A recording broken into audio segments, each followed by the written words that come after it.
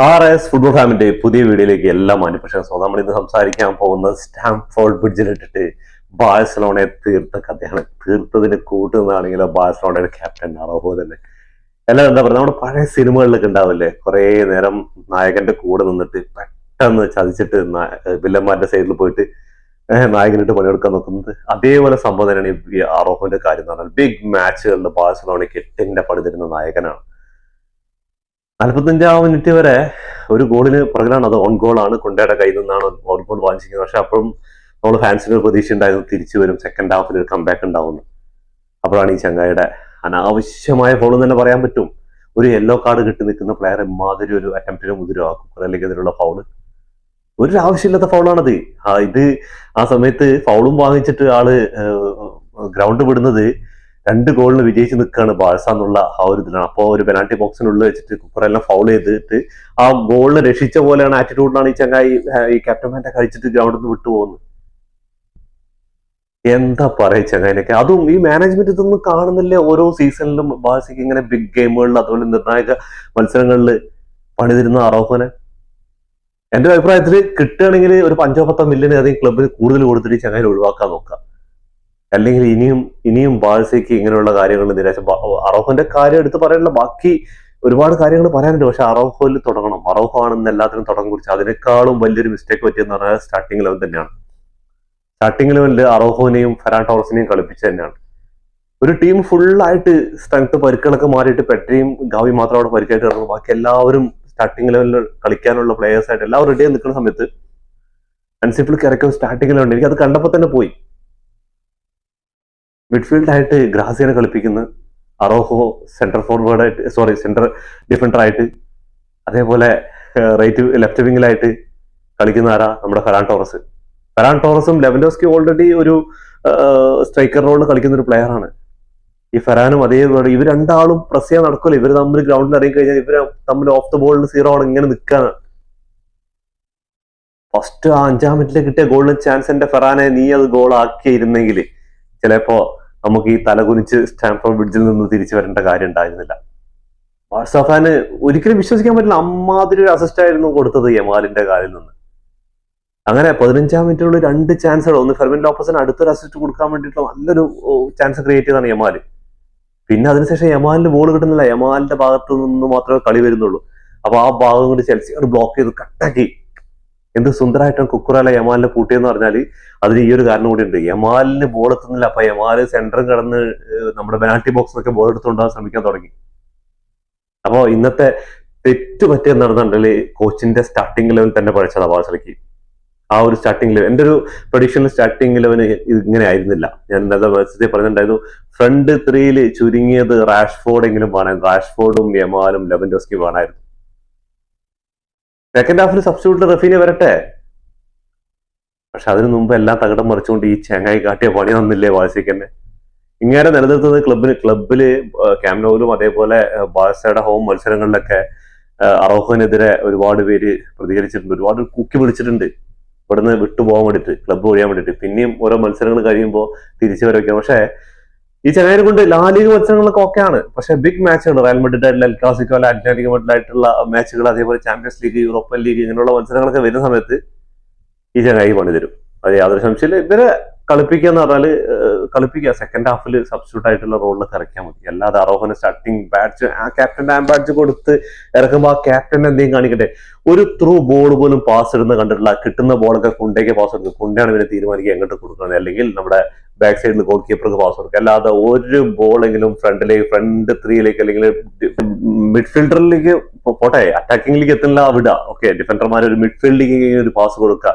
ഡിജോണിനോ അല്ലെങ്കിൽ നമ്മുടെ ഫെർമിനോ അല്ലെങ്കിൽ ഗ്രാസിയക്ക് വലിയ പാസ് കൊടുക്കുന്നില്ല. കിട്ടിക്കഴിഞ്ഞാൽ കുണ്ടയുടെ സൈഡിലേക്ക് തിരിഞ്ഞ് കുണ്ടേക്ക് റിവേഴ്സ് പാസ്. അതും കുണ്ട നിൽക്കുന്ന സൈഡിൽ നിന്ന് പിന്നെ ബാക്കിലേക്ക് ഓടി എടുക്കണം പോലെ, അല്ലാതെ ഫ്രണ്ടിലോട്ടല്ല കൊടുക്കുന്നത്. അവര് പ്രസ് ചെയ്യുന്നുണ്ട്. എനിക്ക് അത്ര വലിയ കളിയായിട്ടൊന്നുമില്ല. ഒരു 25-ാം മിനിറ്റ് വരെ ചെൽസിയുടെ കയ്യിൽ കളിയൊന്നും ഉണ്ടായിരുന്നില്ല. 25-ാം മിനിറ്റ് ശേഷമാണ് ചെൽസി ഒന്ന് ഒരു 15 മിനിറ്റ് കളിക്കാൻ തുടങ്ങി. അതിന്റെ ഫലമായിട്ടാണ് ഈ റെഡ് കാർഡും ഈ ഗോളും എല്ലാം ഉണ്ടായ സംഭവങ്ങൾ. അപ്പോ ഇന്ന് നല്ലപോലെ കളിച്ചായിരുന്നെങ്കിൽ സെക്കൻഡ് ഹാഫിൽ ഒരു തിരിച്ചു വരായിരുന്നു. പക്ഷെ അപ്പോഴാണ് ഈ ചങ്ങായി കൊണ്ടിട്ട് ഇങ്ങനെ എന്താ പറയാ, അത് കുറച്ച് മോശമായ വാക്കുകളാണ് വരുന്നത്.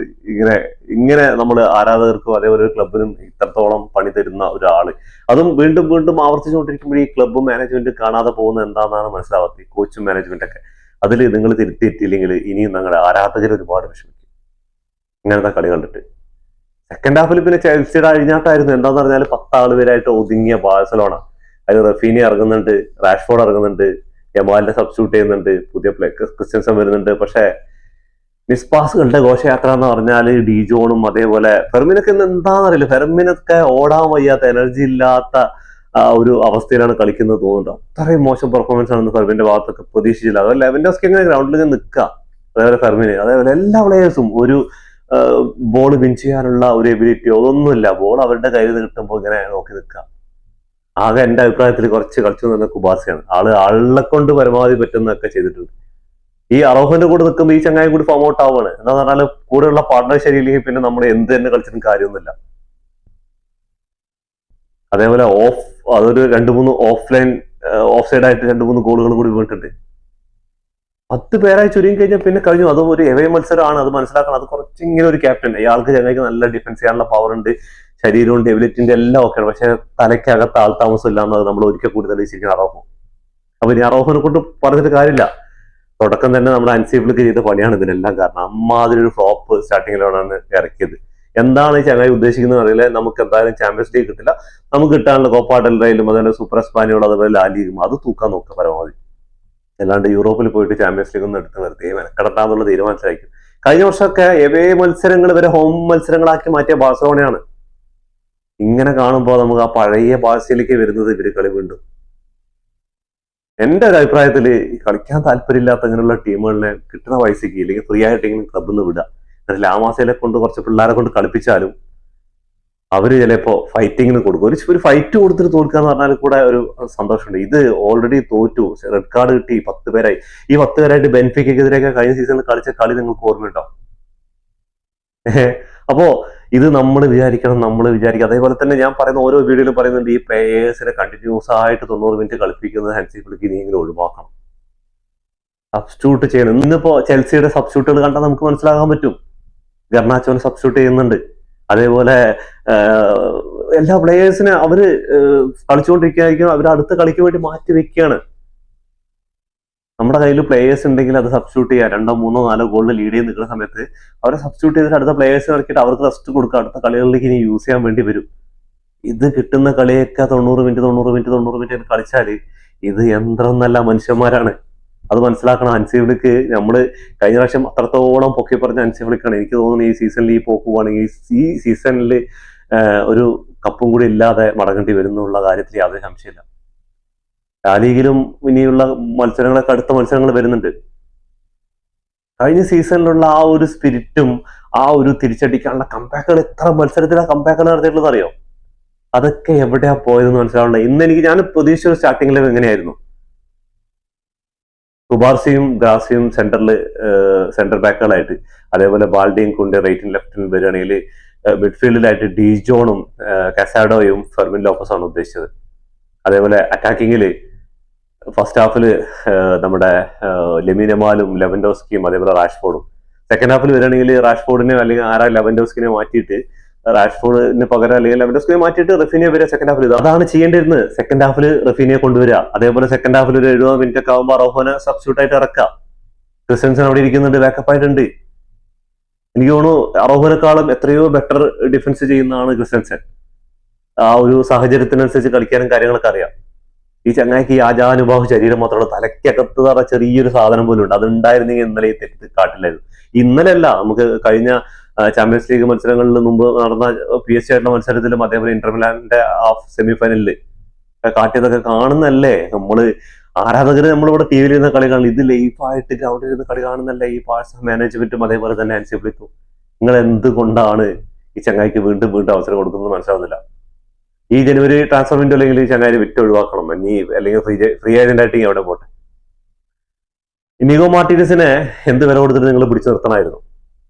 നിങ്ങൾക്ക് ഒരു സാലറി ഓഫർ ചെയ്തിട്ട് നിങ്ങൾ പോയാൽ പോട്ടെ, ക്ലബിനേക്കാൾ വലുതല്ല ഒരു പ്ലെയർ എന്നുള്ള ഡയലോഗ് ലാപ്പോർട്ടയുടെ. അങ്ങനെ പോയി കഴിഞ്ഞാൽ ക്ലബ്ബും ഉണ്ടാവില്ല, പ്ലെയേഴ്സും ഉണ്ടാവില്ല എന്നുള്ള അവസ്ഥയാവും.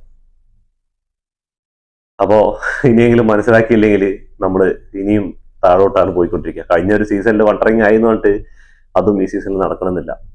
ചെൽസിയുടെ ഭാഗത്തേക്ക് വരികയാണെങ്കിൽ ചെൽസി ഫാൻസ് സ്റ്റാർട്ടിങ് 3-ാം മിനിറ്റിൽ തന്നെ എൻസോ ഫെർണാണ്ടസിനോട് ഗോൾ നേടണം. പക്ഷേ ഹാൻഡ് ബോൾ ആയിട്ട് അത് വാറിൽ ഡിസ്ക്വാളിഫൈ ആയിരിക്കുന്ന ഗോൾ. അതിനുശേഷം 5-ാം മിനിറ്റിലാണ് ഒരു സൂപ്പർ ചാൻസ് ഫെറാൻ ടോറസിന് കിട്ടുന്ന യമാലിന്റെ ഒരു അറുത്ത് മുറിച്ചൊരു പാസ്.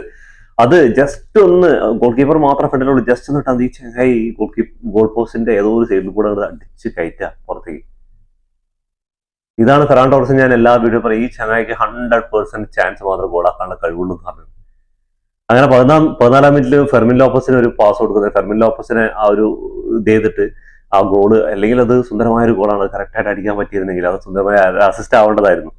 യമാല് 2 ചാൻസ് ക്രിയേറ്റ് ചെയ്തിട്ടുണ്ടായിരുന്നു. യമാലിന്റെ കളി എന്ന് പറഞ്ഞാൽ ആ ഇതോടുകൂടി കഴിഞ്ഞു. പിന്നെ യമാലിനെ കണ്ടിട്ടില്ല. എന്താ പറഞ്ഞാൽ യമാലിലേക്ക് ബോള് ഇവര് എത്തിക്കുന്നില്ല, അത് എത്തിക്കാൻ ചെൽസി വിടുന്നില്ല. കുക്കറേലയും അതേപോലെ ജെയിംസും ഇതൊക്കെ ആ സൈഡിൽ പൂട്ടിയിരിക്കുകയാണ്. അതേപോലെ ചെൽസിയുടെ എടുത്തു പറയേണ്ട ഒരു കാര്യമാണ് എസ്താവോ വാട്ട് എ പ്ലെയർ. എന്താ പറയാന്നറിയില്ല. എന്താ ബ്രസീലിന് ഇനി എന്തായാലും ഈ വേൾഡ് കപ്പിന് നെയ്മർ ഇല്ലെങ്കിലും ഈ ചങ്ങായി ഒരു സൈഡില് ബ്രസീൽ ഫാൻസിന് ഒരു ഉത്തേജകമായിട്ട് ചങ്ങായി ഉണ്ട്. അതേപോലെ തന്നെ ചെൽസി എന്താ കളി, എന്താ ഗോള്. മോനെ കുബാർസയെ വെട്ടി, അത് പാൾട്ടിയും വെട്ടി, ആ ഗോൾ കീപ്പറിന്റെ മുന്നിലൂടെ പോയൊരു ബോളുണ്ട്, ഒരു ഷോട്ട് വെട്ടിച്ചില്ല ഷോട്ട്. ഇങ്ങനത്തെ 2-3 ഗോളുകൾ റീസെന്റ് ആയിട്ട് ചങ്ങായി അടിച്ചിട്ടുണ്ട്. അപ്പൊ പെനാൽറ്റി ബോക്സിന് മുന്നിലെങ്കിലും ഈ സ്താവോവനെ തടഞ്ഞു നിർത്തേണ്ട കടമയുണ്ടായിരുന്നു. കുബാർസയെ വെട്ടി അതേപോലെ അടിച്ചു കഴിഞ്ഞ ശേഷമാണ് ബാലിന്റെ കാലോട് ബ്ലോക്ക് ചെയ്യുന്നത്. അപ്പൊ ചങ്ങായിയുടെ കളി ഇന്ന് രക്ഷയില്ലാത്ത കളിയാണ്. അതേപോലെ നാറ്റോന്റെ കളി, അതേപോലെ ജെയിംസ് എടുത്ത് പറയാനില്ല. കുക്കറേലിനൊക്കെയാണ് മാൻ ഓഫ് ദി മാച്ച് കിട്ടിയിരിക്കുന്നത്. കുക്കറേലിന്റെ പെർഫോമൻസ്, യമാലിനെയും അതേപോലെ ആ ഒരു സൈഡ് വിങ്ങിന് കളി വരാതെ നിർത്തിയത് ഈ ചങ്ങായി തന്നെയാണ്.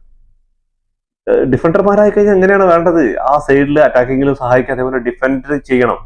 ഇത് കുണ്ടെ ബോൾ കിട്ടിക്കഴിഞ്ഞാൽ അവിടെ ഓടിക്കഴിഞ്ഞാൽ കഴിഞ്ഞ്. അതേപോലെ ആ ഒരു ഗോളൊക്കെ വന്നത് കുണ്ടേന്റെ മിസ്പാസാണ്. ആ ഒരു ഫസ്റ്റ് ഗോൾ വീഴുന്ന തന്നെ കുണ്ടയുടെ മറ്റേ നാറ്റോ ബാക്ക് ഹീലിൽ ഗോൾ പോസ്റ്റിലേക്ക് വരുന്ന ബോള് ഫെറാൻ ടോറസ് അവിടെ നിന്ന് തട്ടി മാറ്റുകയാണ്. അപ്പോൾ ഈ ചങ്ങായി കുണ്ടെ വന്നിട്ട് ജസ്റ്റ് അത് എന്തിനാണ് തട്ടിയത്, എന്താണ് ഉദ്ദേശിച്ചത്, അല്ലെങ്കിൽ അടിച്ച് കളയാ ബോൾ, അങ്ങനെ ഒന്നും ചെയ്യാതെ ജസ്റ്റ് ടച്ച് ചെയ്തിട്ട് ആ ഗോൾ പോസ്റ്റിനുള്ളിലേക്ക് കയറ്റി വിട്ടാണ് ബോൾ. അതേപോലെ ആ ഒരു മിസ്പാസിലൂടെയാണ് 2ാമത്തെ ഗോളും വരുന്നത്. മിസ്പാസുകളുടെ ഘോഷയാത്ര എന്ന് പറഞ്ഞാൽ ഡി ജോൺ ആയിക്കോട്ടെ, എല്ലാവരും ബോൾ കാലിൽ ഇങ്ങനെ ഹോൾഡ് ചെയ്തിട്ട് ബോൾ കിട്ടിയ ബോൾ ബാക്ക് പാസ് കൊടുത്ത് അവര് ഇത് ചെയ്യണം, പ്രസ് ചെയ്യുമ്പോൾ ബോൾ അവർക്ക് ഇത് ചെയ്യണം, ഇന്റർസെപ്റ്റ് ചെയ്തിട്ട് അവർ കയറിക്കൊണ്ടിരിക്കുകയാണ്. എന്താ പറയാ, ഇത് നിങ്ങൾ ബോൾ പെനാൽറ്റി ബോക്സിന്റെ അവിടെ വെച്ചുമ്പോൾ അടിച്ചൊഴിവാക്കുക. ഇന്നത്തെ പൊസിഷനും കാര്യങ്ങളും നോക്കിയാൽ തന്നെ മനസ്സിലാവും ബാഴ്സയുടെ കളി എന്തായിരുന്നു. സെക്കൻഡ് ഹാഫിൽ പിന്നെ തീരെ പറയണ്ട, ചെൽസിയുടെ ഒരു ഡൊമിനേഷൻ ആയിരുന്നു. ഇടലൻ ചാൻസ് കിട്ടിയാൽ അത് ഫസ്റ്റ് തന്നെ മുതലായി കഴിഞ്ഞാൽ ഇതായിരിക്കില്ല ആ ഒരു കളിയുടെ റിസൾട്ട് ഫൈനലിൽ വരിക. എന്ത് പറഞ്ഞിട്ട് കാര്യമില്ല, ആ റെഡ് കാർഡോട് കൂടിയിട്ട് ഏകദേശം തീരുമാനമായി. പിന്നെ എല്ലാവരും വേണോ വേണ്ട എന്നുള്ള രീതിക്കാണ് ഇപ്പോൾ സെക്കൻഡ് ഹാഫിൽ റാഷ്ഫോർഡ് ഇറങ്ങിക്കോട്ടെ, അതല്ല റഫീൻ ഇറങ്ങിക്കോട്ടെ, അവരെ കൊണ്ടൊക്കെ ആ ഒരു മെന്റാലിറ്റിയിലാണ് കളി മൊത്തത്തിൽ. എന്താ പറഞ്ഞാൽ ഇനി നമുക്ക് തിരിച്ചു വരാൻ കഴിയില്ല എന്നുള്ള ഒരു കണ്ടീഷനിലേക്ക് ആയി.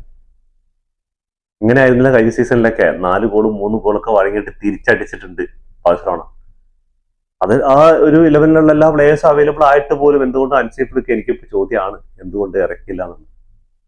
ചെൽസിയുടെ പ്ലാനിങ് അവരുടെ ഹോം ഗ്രൗണ്ടിൽ എന്താണ് ചെയ്യേണ്ടത് അവർ ചെയ്തു കറക്റ്റായിട്ട്.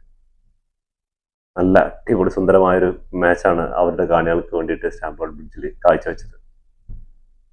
അതിൽ കയ്യടി കൊടുക്കേണ്ടത് എൻസോ ഫെർണാണ്ടസ്, അതേപോലെ ജെയിംസ്, അതേപോലെ കുക്കറേല, അതേപോലെ എസ്താവോ, അതേപോലെ ഓൾമോസ്റ്റ് എല്ലാ പ്ലേയേഴ്സും അത്യാവശ്യം നല്ല രീതിക്ക് കളിച്ചിട്ടുണ്ട്. സെക്കൻഡ് ഹാഫിൽ ബാഴ്സയിൽ നിന്ന് കറക്കി വട്ടം കറക്കുന്നവരല്ല, ആ കറക്ക് ഇറക്കിയിട്ടുണ്ട്. അപ്പൊ നമുക്ക് ഇവരുടെ സ്റ്റാറ്റസിലേക്ക് സ്റ്റാറ്റസിൽ പോയി കഴിഞ്ഞാൽ അതിൽ പറയാൻ ഒരുപാട് കാര്യങ്ങളുണ്ട്.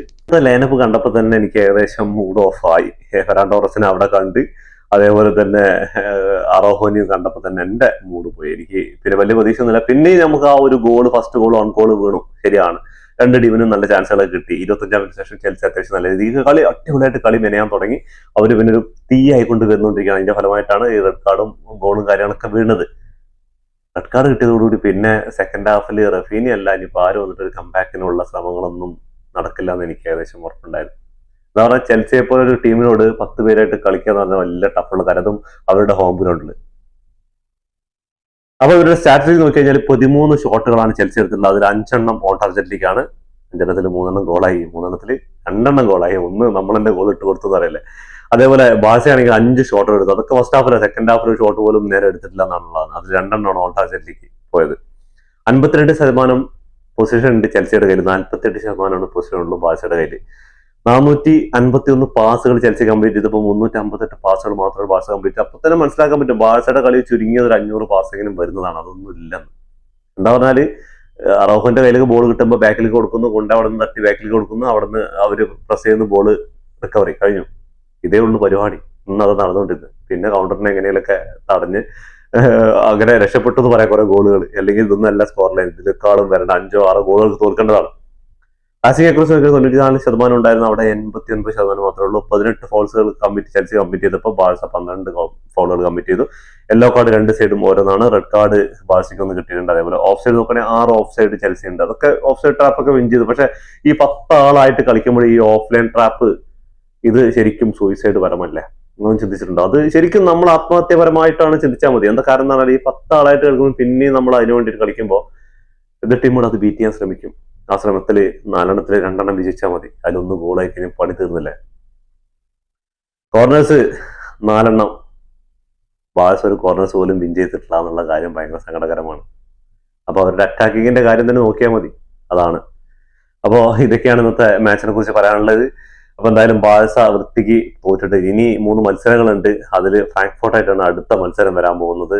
ബാഴ്സയ്ക്ക് മുൻപ് 8ന്റെ ഒരു പണി വന്ന് ഓർമ്മ 2022 തോന്നുന്നുണ്ട് യൂറോപ്പ ലീഗില് ക്വാർട്ടർ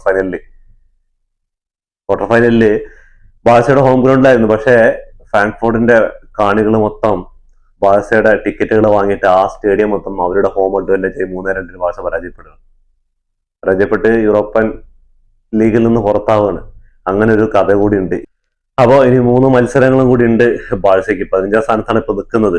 ഏതെന്ന് പറഞ്ഞാല് സ്പോർട്ടിംഗ് FC താഴെയാണ് നിൽക്കുന്നത്. അപ്പോൾ നേരിട്ട് യോഗ്യത നേടണമെങ്കിൽ 8ാം സ്ഥാനത്തിനുള്ളിൽ വരണമെങ്കിൽ അടുത്ത 3 മത്സരങ്ങളും ജയിച്ച് 9 പോയിന്റ് ആയിട്ട് മാത്രം പോരാ. മറ്റുള്ള ടീമുകളുടെ ഫലങ്ങളും കൂടി നോക്കണം. അപ്പൊ എന്തായാലും ചെൽസി ഫാൻസിനും ബ്ലൂ ആർമിക്ക് ഒരു സൂപ്പർ കൈയടി ഉണ്ടെന്ന്. എന്തായാലും അവര് അതിനനുസരിച്ചുള്ള ഒരു പെർഫോമൻസ് എടുത്ത് അവരെന്താണ്. അപ്പൊ ചെൽസിക്ക് അനിവാര്യമായിരുന്നു ഈ വിജയം. അത് അവരുടെ ഹോം ഗ്രൗണ്ടിൽ അവരുടെ കാണികൾക്ക് മുന്നിൽ ബാഴ്സയെ ശരിക്കും എന്താണ് ചെയ്യേണ്ടതെന്ന് കാണിച്ചു കൊടുത്തു. അങ്ങനെ വിജയിച്ചിരിക്കുകയാണ്. ഒരു വിലപ്പെട്ട 3 പോയിന്റ് കരസ്ഥമാക്കിയിരിക്കുകയാണ്. അപ്പൊ എന്തായാലും ഇതോടുകൂടി വീഡിയോ അവസാനിക്കുന്ന. ഫുട്ബോൾ ലോകത്തെ പുതിയ വിശേഷങ്ങളുമായി കാണാം. ഈ വീഡിയോ ഇഷ്ടപ്പെട്ടാൽ ലൈക്ക് ചെയ്യുക, ഷെയർ ചെയ്യുക, സബ്സ്ക്രൈബ് ചെയ്യുക.